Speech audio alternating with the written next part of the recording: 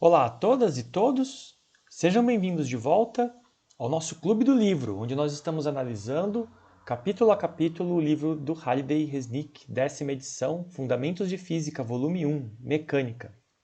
E nesse momento, nós estamos analisando o capítulo 9, Centro de Massa e Momento Linear. Centro de massa é um conceito que a gente vem salpicando ao longo dos capítulos, pelo menos eu venho falando, e finalmente nós vamos definir e entender o que é. Mas além disso, o conceito de momento linear é um dos conceitos mais relevantes para a física. Ficar para o capítulo 9, ao invés de ser debatido antes, tem a ver simplesmente com a, não complexidade, mas talvez a abstração que é necessária para compreender esse conceito. Mas, de fato, um dos conceitos mais importantes da física. Então vamos a eles. Primeiro, o livro vai falar de centro de massa. E o que é centro de massa? O centro de massa vamos ler aqui, ó, o centro de massa de um sistema de partículas é o ponto que se move como se, e aí tem duas partes. Como se toda a massa do sistema estivesse concentrada nesse ponto. E 2, como se todas as forças externas estivessem aplicadas nesse ponto. E eu tenho feito isso, para quem assiste a nossa série de exemplos resolvidos, toda vez que eu tenho um corpo, seja ele uma caixa, seja uma pessoa, eu vou lá e desenho um pontinho no meio e digo, vamos aplicar as forças no centro de massa. Porque, na verdade, essa é a definição de centro de massa. Como nós aplicamos uma força externa sobre o corpo, essa força, ela atua sobre o centro de massa. Nós vamos ver no capítulo seguinte, no capítulo 10, sobre rotação, que essa força pode ou não estar alinhada com o centro de massa, e isso é a causa das rotações dos corpos extensos, dos corpos que não são pontuais. Porém, se você deixa momentaneamente de lado essa possibilidade, toda vez que você faz força em um corpo, como se você estivesse fazendo uma força sobre o seu centro de massa. Então, este conceito de centro de massa ele tem um papel central na aplicação da segunda lei de Newton para corpos extensos. E deixa eu formalizar isso. Então, um corpo pontual, uma partícula pontual, são aquelas em que você não tem uma distribuição de massa. Para todos os efeitos, é um pontinho. Nos desenhos, a gente costuma representar isso como uma bolinha. Um corpo extenso é aquele que tem uma distribuição de massa grande o suficiente para você não conseguir considerá-la mais como um corpo pontual. E um exemplo disso é quando você tem duas partículas.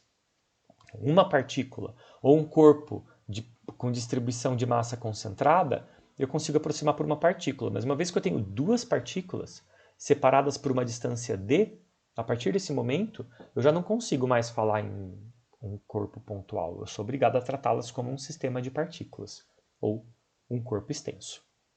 Então, o sistema de partículas, a diferença para um corpo extenso é que no corpo extenso, as partículas que compõem o corpo, elas interagem entre si e mantêm uma estrutura rígida. Então, é impossível ter o movimento de uma sem a outra. Um sistema de partículas, não. Um sistema de partículas é um conjunto de partículas que pode sim ter movimento independente, como nós vamos ver daqui a pouco. E no caso de um sistema de duas partículas, o centro de massa é dado dessa forma aqui.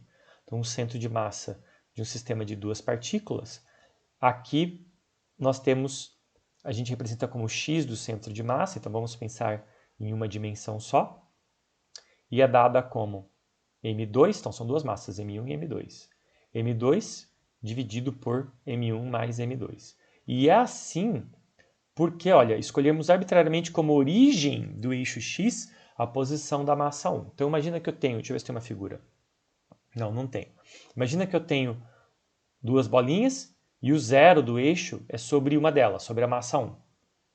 Então o centro de massa é em algum lugar no meio. Por isso que aqui em cima só tem a massa 2. Esse lugar no meio, ele depende de quem tem mais massa. Se as massas forem idênticas, ele vai ficar exatamente no meio. E você consegue ver isso aqui, fazendo M2 ser igual a M1. Aí aqui embaixo fica M2 mais M2 dá 2M2, cancela M2 em cima e embaixo, isso fica 1/2. Então, a posição do centro de massa é 1/2 da distância entre elas. Então, o centro de massa fica bem no meio quando as massas são iguais. Se as massas são diferentes, vai ficar mais perto de uma do que da outra. E aí a gente pode definir também a posição do centro de massa quando o zero não está sobre uma delas, que é esse caso aqui. Então aqui, x1 e x2 marcam a posição das partículas 1 e 2, o zero está em qualquer outro lugar, é arbitrário, e a posição do centro de massa é essa média, isso é uma média, é a média das posições, porém ponderada pela massa. Sabe média ponderada? Ao invés de só somar todos os elementos e dividir pelo número de elementos, você multiplica cada um por um peso e divide pelo peso total. Aqui isso literalmente quer dizer peso no sentido de massa. Então, posição do centro de massa é massa 1 vezes a posição 1, mais a massa 2 vezes a posição da massa 2, dividido pela massa total do sistema. E aqui ele dá um exemplo dessa definição. Se eu jogo uma bolinha, mesmo que ela seja um corpo extenso, ela tem uma distribuição de massa uniforme, então eu posso representá-la como um ponto pontual, entendê-la como uma massa pontual. Se eu jogo uma bola sob a ação da gravidade, ela faz uma parábola. Aqui ele está arremessando um taco de beisebol e propositalmente ele faz um movimento com a mão para fazer o taco girar durante o lançamento. O taco gira, a rotação do taco é independente do movimento de parábola. E o movimento parabólico, como a gente sabe, a gravidade não depende da ação da massa. Então, tanto faz se essa massa é pequena e a massa do taco é grande. O importante é que existe um ponto no taco e este ponto especial faz exatamente a mesma parábola que essa bolinha faz. Este ponto nós chamamos de centro de massa. Em uma dimensão é calculado assim. Em múltiplas dimensões, você repete esse cálculo para x, y e z. Agora, quando nós temos um corpo que não é dessa forma feito só por pontinhos, mas é um corpo como um taco, que está escrito aqui, ou algo extenso e complexo, ao invés de soma, nós temos que fazer integrais. Mas antes de chegar nas integrais, que estão aqui logo na frente, vamos ver o que acontece com os pontos. Aqui, finalmente, eu tenho a figura. M1, a figura que vai junto com essa equação aqui. M1 e M2, duas massas, uma distância d entre elas. Então, na primeira equação, dada lá atrás, equação 9.1, você vê que o zero do x fica sobre a massa 1, e aí o centro de massa é aquele da equação 9.1. Já a equação 9.2 corresponde a essa figura aqui, onde o zero não está em cima de nenhuma das duas massas. Aqui ele define o conceito de massa do sistema, então mzão é a massa do sistema, é a soma de todas as massas. E se o meu sistema tem muitas partículas, o que muda? Nada, eu só continuo fazendo a média ponderada. Cada massa, então a posição de cada massa vezes a sua massa, então ponderado pela sua massa, dividido pela massa total do sistema. Se você colocar a massa total do sistema em evidência, a posição do centro de massa é 1 sobre a massa total vezes a soma do produto de cada massa com a sua posição. Em 3 dimensões, como sempre, vetor nada mais é do que uma lista de coisas, então está aqui os itens da lista. Você calcula o centro de massa 3 vezes, um para cada coordenada. E você tem o vetor posição R, feito de x, y e z, e você consegue escrever isso daqui na forma vetorial. Então, o vetor do centro de massa é 1 sobre m, somatório de cada massa vezes o vetor posição de cada um. Na verdade, só o que é feito aqui é que eles lembram, o livro te lembra de que soma não tem ordem. Então, tanto faz eu pegar o x do centro de massa de cada um e substituir aqui, ou somar tudo. Tanto faz eu somar as massas vezes as posições e substituir no R do centro de massa, como faz ter a posição de cada um definida e somar cada uma vezes a massa, que é o que ele faz aqui. Então, para passar daqui para um corpo maciço, então o que é um corpo maciço? É um corpo extenso. É um corpo que tem uma distribuição de matéria que não pode ser desprezado. Nós mudamos isso para uma integral. Como? Supondo que você está somando não a massa de cada pontinho, mas pequenos elementos de massa infinitesimais. Então, se você faz isso, essa equação aqui, x do centro de massa, tá vendo? 1 sobre a massa total, soma de cada massa vezes cada posição, se transforma nisso aqui. Não muda nada, só que a massa vira um dm, vira um pequeno elemento de massa naquela posição x. E aí, quando você transforma a massa num dm, a somatório vira uma integral. Você faz a mesma coisa para as 3 coordenadas. E aí agora você tem que pensar que a gente não sabe somar massas.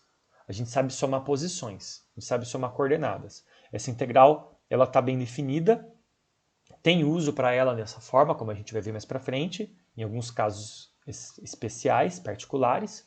Porém, se eu te digo que esse dm é um pequeno elemento de massa sobre uma posição x, eu estou usando posição 2 vezes. Eu estou usando x na integração e x para definir aonde está essa massa. Então, tenho uma coordenada implícita aqui no dm. Para a gente remover essa coordenada implícita, eu preciso escrever massa em função de densidade. Então, densidade é massa sobre volume, mas não só isso. Isso aqui é o corpo como um todo. Dentro do corpo, densidade também pode ser definida como um pequeno elemento de massa dividido pelo pequeno elemento de volume que contém aquela massa. Então eu posso isolar a dm passando dv para o outro lado, os matemáticos não gostam disso, mas Leibniz inventou essa notação justamente devido às propriedades que a derivada tem, que são semelhantes a propriedades de frações. Se eu passar esse dv para o outro lado, eu tenho aqui, onde eu tinha massa total, está aqui, massa total. Eu posso passar v para cima multiplicando, e a massa total tem a ver com a densidade total do corpo. A gente vai chegar nisso já já. Então pega essa integral aqui, onde tem dm, substitua ρdv, porque o v passou multiplicando. Então fica x ρ dv. Como ρ é constante, ou na verdade ρ não é constante, a não ser que ele esteja supondo que seja.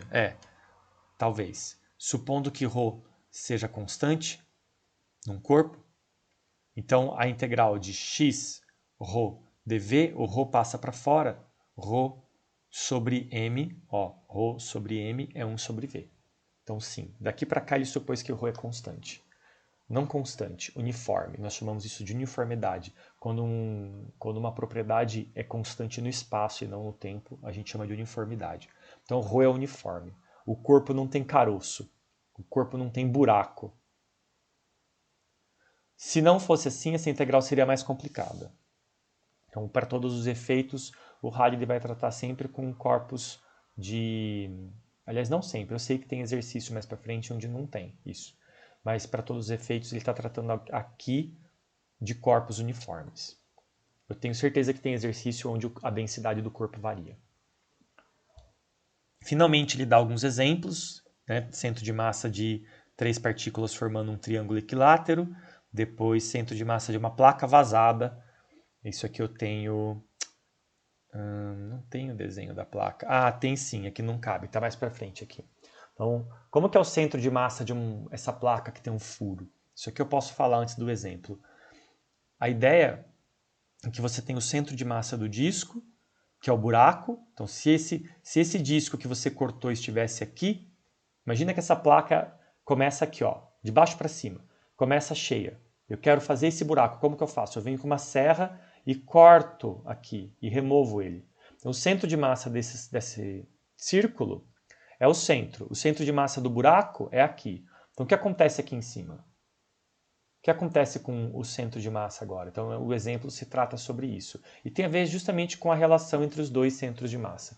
Tem a ver com você isolar o centro de massa desse pedaço dentro do todo e subtrair dali. Aí o centro de massa sofre um deslocamento para onde tem mais massa agora, que é o lado de cá. Então, agora sim, vocês veem o resto no exemplo. E finalmente ele vai falar sobre a segunda lei de Newton para um sistema de partículas. Então acontece que se o centro de massa é definido como o ponto onde as forças atuam, a força resultante sempre atua sobre o centro de massa. E agora eu preciso falar então da aceleração do centro de massa. E a relação entre a força resultante e a aceleração do centro de massa é a massa total do sistema. E eu consigo dividir isso em 3 coordenadas de novo. A aceleração do centro de massa, ela é a segunda derivada da posição do centro de massa com relação ao tempo, assim como a aceleração é a segunda derivada da posição com relação ao tempo. E aqui ele dá um exemplo do que pode acontecer quando você tem forças internas, porque a gente define isso e a força resultante, eu já discuti isso antes com vocês, ela é uma força externa ao sistema. Mas o que acontece quando tem forças internas? Então, se as partículas que compõem esse sistema, que tem esse centro de massa, trocam força entre elas, isso não altera a trajetória do centro de massa. A aceleração do centro de massa é dada só pela força resultante. Então, aqui eu tenho um exemplo.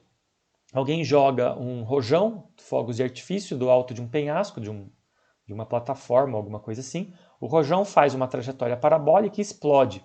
Quando ele explode, ele se divide em centenas de pedaços. Mas se eu continuar somando o centro de massa de todos esses pedaços, conforme eles caem e se espalham, o centro de massa continua fazendo a mesma parábola. Porque a força da explosão que impulsionou cada um dos elementos do rojão para longe não consegue alterar a aceleração do centro de massa, que é dada pela gravidade, que é dada pela força-peso, que é a força resultante. Então a força resultante não altera, bom, só ela pode alterar a trajetória do centro de massa. Forças internas, como uma explosão, não conseguem fazer isso. Tenha isso em mente. E aqui ele dá o exemplo de um passo do balé. Ele mostra que o centro de massa da bailarina continua fazendo uma parábola, continua sofrendo a ação da gravidade, ignorando aqui a resistência do ar, obviamente, mas ela mexe o centro de massa. Isso é um passo interessante. Com as mãos para baixo, o centro de massa é mais para baixo. Com as mãos para cima, o centro de massa sobe. E depois ela vai abaixando as mãos de novo. Para que fazer isso? Para que durante o salto o nível da cabeça não mude. Então a trajetória da cabeça permanece constante, que a bailarina passa por esse treinamento e por essa consciência corporal de que ao movimentar os braços, ela mexeu com o seu centro de massa. O centro de massa tem que fazer uma parábola, porque ele está sujeito à força da gravidade. Porém, ela consegue se mover o corpo fazendo uma força interna. Então, forças musculares internas fazem com que o centro de massa se mova com relação ao corpo. Mas, do ponto de vista de um observador externo, o centro de massa continua sujeito somente à ação da força externa, que é a força gravitacional. E aqui ele dá um exemplo do movimento do centro de massa de 3 partículas. Vocês podem ver depois no vídeo dos exemplos resolvidos. E, finalmente, vamos apresentar o conceito de momento linear. Então, o que é o momento linear? É uma grandeza vetorial chamada de P e é definido como massa vezes a velocidade, quando é para uma partícula. No ensino médio, é muito comum que os livros tratem isso como quantidade de movimento. Tem esse nome por questões históricas. E, na verdade, tem esse nome por questões históricas no Brasil. E ele até fala aqui, ó, possui vários significados na linguagem comum, mas apenas um na física e na engenharia. Ele está falando da palavra momento. Momento vem do latim, né? Momento, em português, vem do latim momentum, que é a definição para nós, matemática, da quantidade de movimento que você aprendeu no ensino médio. Então, se você tem esse nome na cabeça, quantidade de movimento, você não está aprendendo nada novo aqui. Só está trocando de nome. Por que tem esse nome quantidade de movimento? Eu já tentei ir atrás, tentei encontrar, e eu encontrei algumas pistas, mas não tem uma resposta conclusiva. Pelo menos eu não tenho uma resposta conclusiva. Talvez os historiadores da ciência no Brasil pudessem dar uma visão melhor. Mas até onde eu consegui chegar tem a ver com o fato de como os engenheiros brasileiros chamam isso. Então, a engenharia desenvolvida no Brasil tem... Bom, na engenharia em geral, momento não é só momento linear, eles usam momento para outras coisas, inclusive na engenharia civil, para estruturas. Então existe um outro conceito de momento na engenharia. E há muito tempo atrás, a escola, essa parte de física na escola, era ensinada por engenheiros. E ainda há uma grande quantidade. Hoje não pode mais, porque você tem que ser licenciado para ensinar uma certa área, e você tem licenciatura em física. Mas eu não posso te dizer que todos os professores que você teve na vida, e muito menos os professores que escrevem os livros de ensino de física no Brasil, por muito tempo eles eram formados em engenharia, e o conceito de física que eles tinham era aquele ensinado dentro da faculdade de engenharia, onde talvez, né, aqui tem uma grande especulação, talvez pela grande quantidade de coisas que já se chama momento dentro da engenharia, esse elemento recebeu o nome de quantidade de movimento para não confundir, mas hoje em dia isso está mudando. Nós temos livros de física do ensino médio que chamam isso pelo nome certo, que é momento, e isso é forçado pelos vestibulares, pelas provas de admissão na universidade, que são feitos cada um pela sua área, então física pela física, química pela química. E uma vez que isso aqui é tratado como momento linear nas provas, os materiais de colégios e cursinhos, com o passar do tempo, foram se adaptando. Então, eu sei que hoje ainda é uma mistura, dependendo de que escola você veio, se foi uma escola pública ou se foi uma escola particular, você teve acesso a diferentes materiais e esses materiais podem ter nomes diferentes para essa coisa.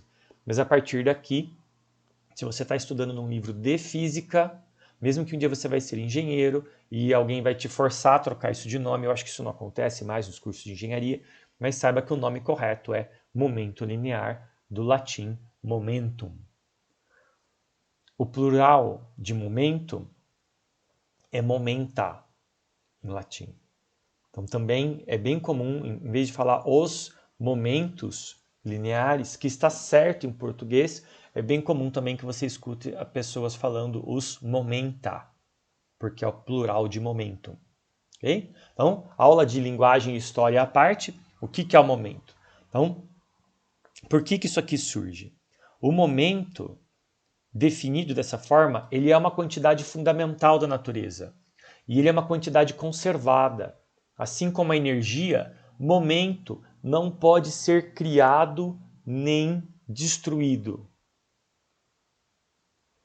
E momento e energia formam um par fundamental de coisas. Na verdade, eles são duas faces da mesma moeda. Não dá para entrar nisso profundamente aqui, mas se você continuar seguindo a série de livros do Halliday, quando você chegar na parte de física moderna no Halliday 4 e tiver contato com a relatividade especial do Einstein, você vai ver que quando é definido o conceito de espaço-tempo, então em vez de ter um vetor de 3 coordenadas, você tem um vetor de 4 coordenadas, e a quarta coordenada é o espaço, também cria-se o conceito de quadrimomento, um vetor de 4 coordenadas, onde as 3 partes correspondentes ao espaço, então espaço, variação do espaço é velocidade, velocidade está aqui no momento, então as 3 coordenadas que correspondem ao espaço são o momento px, py, pz.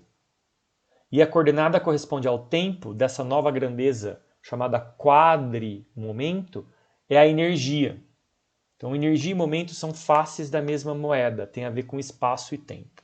Bom, mas isso não vem ao caso, é só para dizer para vocês que apesar de a gente estudar muito mais energia até aqui, a energia e o momento são partes da mesma construção. A gente estuda eles de forma separada porque a gente está falando de mecânica de Newton, mecânica de velocidades baixas. Mas quando nós tratamos de partículas com velocidades que são uma fração considerável da velocidade da luz, então a gente precisa tratá-los juntos. Esse momento vai chegar para quem continuar nesse caminho desse estudo. Então aqui o momento linear é esse vetor P proporcional ao vetor velocidade. Então ele tem a mesma direção, o mesmo sentido, porque a massa é positiva. Então eu só estou multiplicando o vetor velocidade por um número real, que é a massa. Então esse vetor velocidade ele é esticado ou diminuído e também ele muda de unidade, né? Se velocidade é metros por segundo, então momento é quilograma metro por segundo. Mas a grande importância desse cara aqui, do momento, é a relação que ele tem com a segunda lei de Newton.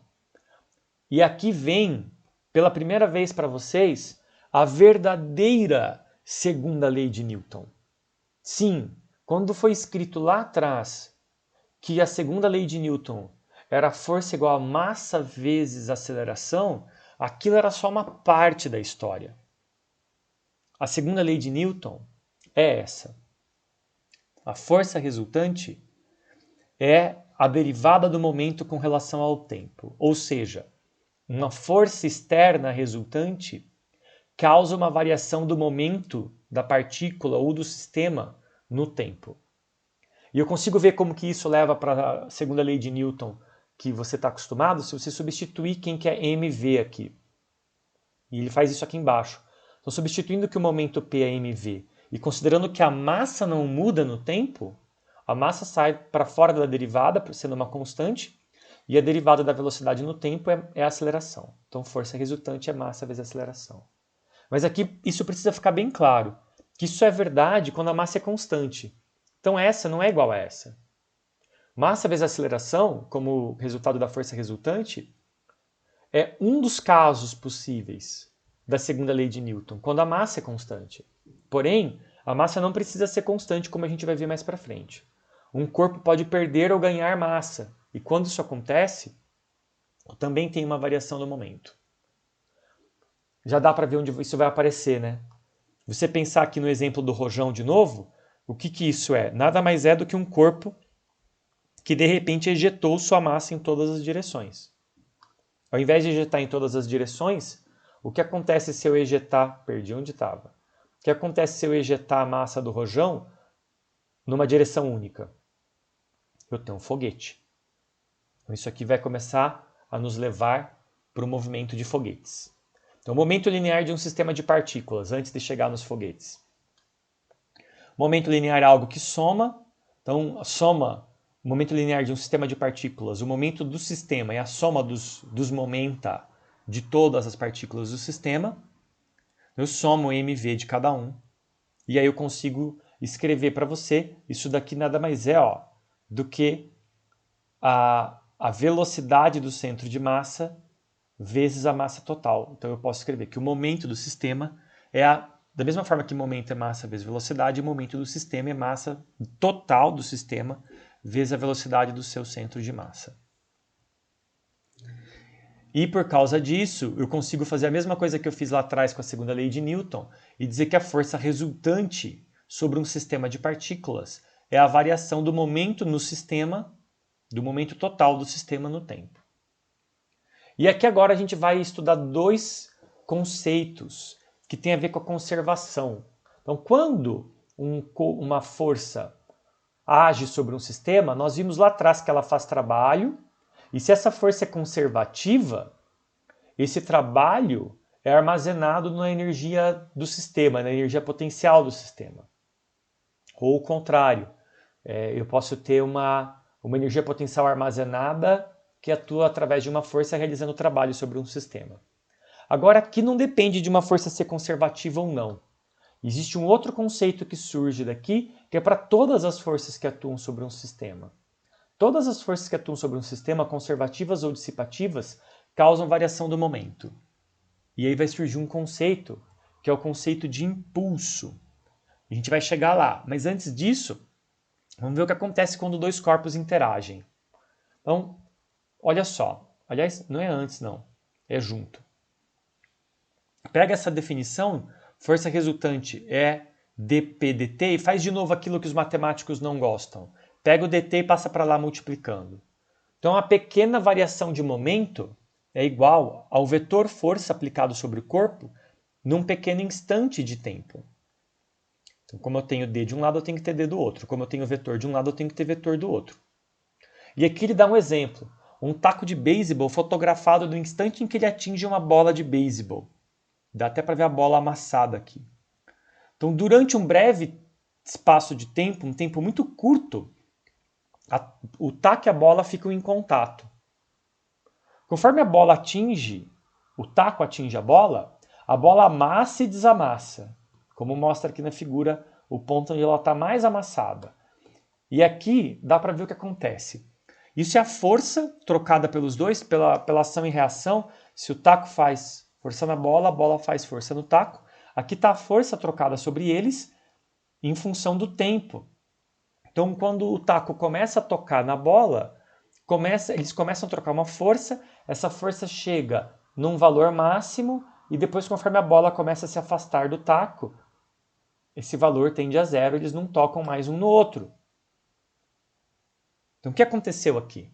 Se eu quero saber quanto que o momento vetorial, o momento linear da bola variou por causa dessa interação, se isso aqui é um pequeno momento, se eu integrar dos dois lados, eu tenho o momento total. Então, se eu integrar à esquerda, eu tenho a variação do momento. Por quê? Porque integral de dp vetor nada mais é do que p vetor calculado no tempo final menos p vetor calculado no tempo inicial. Então, isso aqui é ΔP. Do outro lado, eu tenho essa integral da força no tempo. Veja como ela é diferente do trabalho. O trabalho é a integral da força no espaço. E o que dá a integral da força no espaço? Dá o trabalho, ou no caso de uma força conservativa, dá a energia potencial. Os dois têm unidade de energia. A integral da força no tempo me dá momento. Então, olha o que eu falei agora há pouco. Energia e momento se complementam e eles estão relacionados com espaço e tempo. Mas aqui formou o contrário daquilo que eu falei da relatividade. Então, espero que não tenha ficado confuso, né? A integral da força no tempo dá o momento.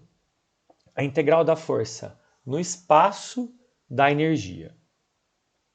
Aqui, nós criamos o conceito de vetor impulso, J maiúsculo. O vetor impulso é o resultado dessa integral. E eu sei que o resultado dessa integral tem que ser igual a ΔP. Então, eu escrevo aqui, ΔP vetor é igual a J. Então, quem é esse vetor J? É o momento, é o vetor momento final menos inicial. E eu posso fazer isso para 3 coordenadas, separando quem é o vetor força. Então, se eu pegar a coordenada x do vetor força, eu tenho Jx, que é essa integral da componente x do vetor força, que, portanto, é px final menos px inicial. Eu posso fazer isso para as 3 coordenadas. E aí, eu consigo definir a ideia de impulso médio. E o impulso médio, aliás, ao contrário, né? Eu posso definir o conceito de força média, porque o impulso é essa área aqui. E eu posso fazer o seguinte, tem um desenho do outro lado, mas antes de chegar no desenho, se a integral dessa função é uma área, e essa integral é feita num tempo, no intervalo de tempo, TI para TF, o que acontece se eu pegar o ΔT desse intervalo, ΔT, e dizer assim, eu quero uma função que tenha o mesmo impulso, ou pelo menos o mesmo módulo do impulso, que eu tenho ao fazer essa integral aqui, no mesmo tempo. Quem seria a força? Aí vem o conceito de força média. Então, esse gráfico aqui ilustra essa equação 935, da seguinte forma. Conforme o taco atinge a bola, ou qualquer que seja o seu problema, o impulso é a área da figura da força pelo tempo. Se eu pegar o mesmo intervalo de tempo ΔT, eu posso fazer a seguinte pergunta. Imagina um retângulo aqui. Que altura tem que ter esse retângulo para que essa área seja igual a essa? Essa altura, para que as duas áreas sejam iguais no mesmo intervalo de tempo, nós chamamos de força média trocada entre os corpos. E a força média, então, é o módulo do impulso dividido pelo intervalo de tempo que aconteceu a interação. Quando nós temos, aqui tem um exemplo de colisões em série, você tem uma sequência de projéteis, como um tiro de metralhadora atingindo um alvo, eles transferem momento para esse cara, então tem uma série de colisões acontecendo aqui, e cada uma delas tem uma força média, que é o impulso de cada uma pelo tempo. E eu consigo definir isso, eu consigo criar o conceito de impulso total aqui. Isso é importante porque se eu imaginar, por exemplo, ao invés de balas, de uma arma de fogo, de uma metralhadora, como eu falei, esses projéteis podem ser tão pequenos e tão próximos quanto eu queira. Então, de repente, isso aqui pode virar uma mangueira, um jato d'água, como a mangueira do bombeiro. E isso explica por que, por exemplo, que um jato d'água consegue empurrar um objeto. Porque o jato d'água nada mais é do que infinitas massinhas colidindo com o objeto, trocando força entre eles e, portanto, modificando o seu momento. E aí ele entra com a ideia, mais para frente, ele vai ter um exemplo aqui, e ele entra com a ideia de conservação do momento linear. Então o momento não pode ser criado nem destruído, desde que esteja sujeito apenas a forças internas. Eu posso transferir momento de um lugar para o outro com uma força externa, mas quando eu fiz isso, quando eu pus momento num sistema através de uma força externa, alguém do lado de fora do sistema perdeu o momento para isso acontecer. Então, somente sujeito, um sistema fechado e isolado, que é aquele que não tem força externa, então sujeito somente às forças internas, o momento linear total num instante TI tem que ser igual ao momento linear total em qualquer instante posterior TF. E a gente pode usar isso de várias formas, incluindo para colisões de corpos. Aqui ele dá um exemplo de velocidade relativa. Um corpo vai se desmontar, na verdade, passando de um para o outro. Tem um rebocador, é um exemplo meio fictício, mas que ilustra o que acontece quando eu não tenho forças externas. E ele fala também de explosão, né? Ele fala explosão de um coco. Eu tenho aqui um objeto esférico que explode em 3 partes. Por fim, ele vai falar da relação entre momento e energia cinética em colisões. Então, se o momento não pode ser criado nem destruído, imagina a colisão entre 2 corpos. Se eu somar o momento dos corpos no início, isso tem que ser igual ao momento dos corpos no fim. Mas saber somente isso, e sabendo que momento é massa vezes velocidade, saber somente isso não define o que acontece com o meu corpo. Existem várias soluções possíveis para esse tipo de equação. Para saber o que acontece com o meu corpo, eu preciso levar em conta também a energia cinética, que isso daqui só define para mim o que acontece com o centro de massa, como nós vimos. Por quê? Porque se eu tenho, se isso aqui é um sistema isolado e o sistema está se conservando, eu não tenho nenhuma informação, o centro de massa ele não muda, porque eu não tenho nenhuma força externa modificando ele. Então isso aqui gira em torno da definição do centro de massa. Porém, ele dá um exemplo aqui desse caso, porém, para eu ter o resultado completo da minha colisão entre 2 corpos, eu também preciso ter informação da energia cinética. Então, a energia cinética ela pode ou não conservar numa colisão, porque nós vimos que interações entre corpos podem variar a energia térmica do sistema. Então, energia é sempre conservada, mas energia cinética não necessariamente. Eu posso ter, por exemplo, o caso em que uma parte da energia cinética se transformou em potencial. Ou eu posso ter a energia cinética, uma parte dela virando energia térmica. Qualquer um que seja desses casos, a energia térmica pode ou não conservar-se. E nós chamamos as colisões, o que a energia, falei térmica, né? A energia cinética pode ou não se conservar. E nós chamamos as colisões ou interações onde a energia cinética se conserva de colisões elásticas. Ao contrário, em oposição a colisões plásticas, que são aquelas onde os objetos se deformam e a energia muda de forma também. Para a energia potencial, por exemplo, ou como trabalho dentro do sistema, dissipada na forma de calor ou alguma coisa assim. Então, uma colisão elástica é aquela onde não só o momento linear conserva, e ele sempre conserva, mas também a energia cinética se conserva. E por causa disso, agora, eu tenho um sistema determinado. Eu consigo saber exatamente a velocidade vetorial de cada objeto que colidiu antes e depois da colisão.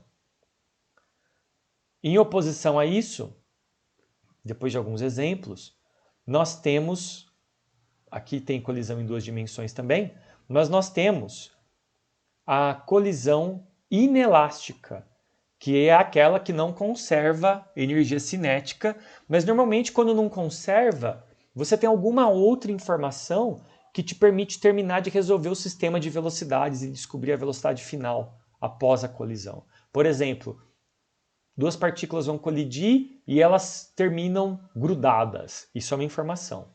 Duas partículas vão colidir e tem uma mola entre elas. Isso é uma informação. Então, normalmente você tem uma informação para saber o que vai acontecer com a energia, mesmo que ela não conserve. Se você não tiver essa informação, se você souber apenas informações sobre o momento, é impossível resolver o sistema de forma determinada.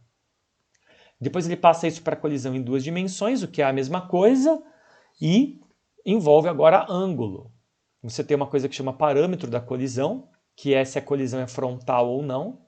Se a colisão é perfeitamente frontal, ela é sempre unidimensional, mas se a colisão não é perfeitamente frontal, a troca de forças não ocorre na direção da velocidade, ela ocorre num outro ângulo, e isso faz, como a troca de forças tem a ver com a variação do momento, isso faz com que os corpos saiam em ângulos. E agora fica mais complicado, porque a colisão precisa determinar não só o módulo das velocidades, mas também os ângulos. Ou seja, precisa determinar o vetor velocidade mesmo completo no fim da colisão.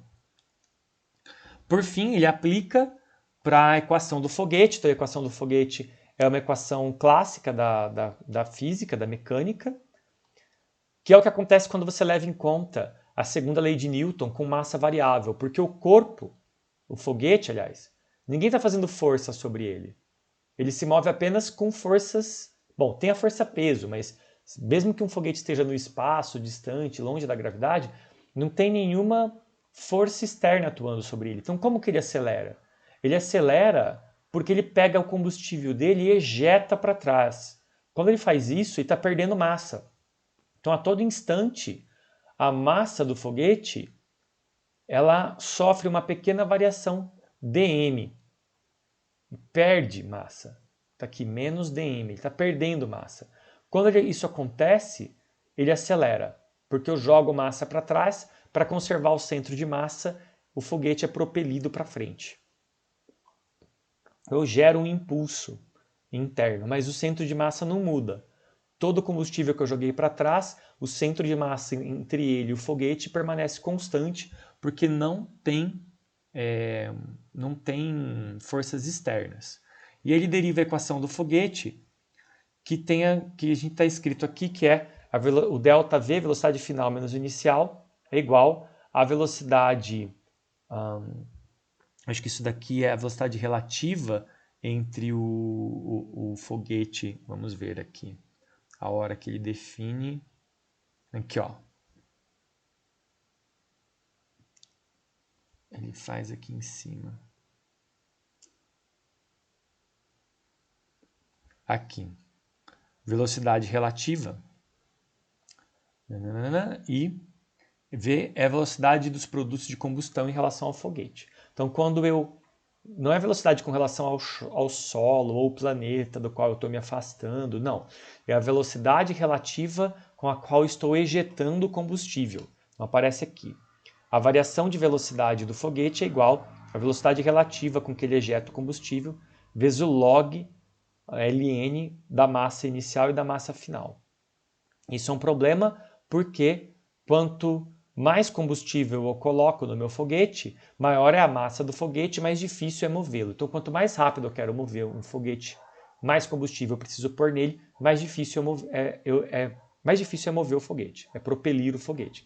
Isso é o paradoxo do foguete. Quanto mais rápido eu quero propelir um foguete, quanto mais aceleração ou impulso eu quero impelir sobre um foguete, mais massa eu coloco nele, portanto mais difícil é realizar essa ação. Mas é a vida, é assim que os foguetes são colocados em órbita, é assim que os satélites são lançados, é assim que a gente foi para a Lua. Precisa encontrar um balanço entre o peso da carga e do combustível e o que você quer fazer, aonde você quer mandar o seu foguete. Aqui se encerra o capítulo com 9 exemplos, então vai ser um vídeo longo depois de resolução de exemplos. Termina com um resumo e depois com a lista de exercícios que vai como exercícios obrigatórios até... São grandes, hein? Aqui, ó. Até o 79 e depois do 80 em diante como problemas adicionais, indo até o 128. É isso. Espero que tenha sido útil essa revisão do capítulo, essa leitura do Clube do Livro. Vejo vocês no capítulo 10. Até lá.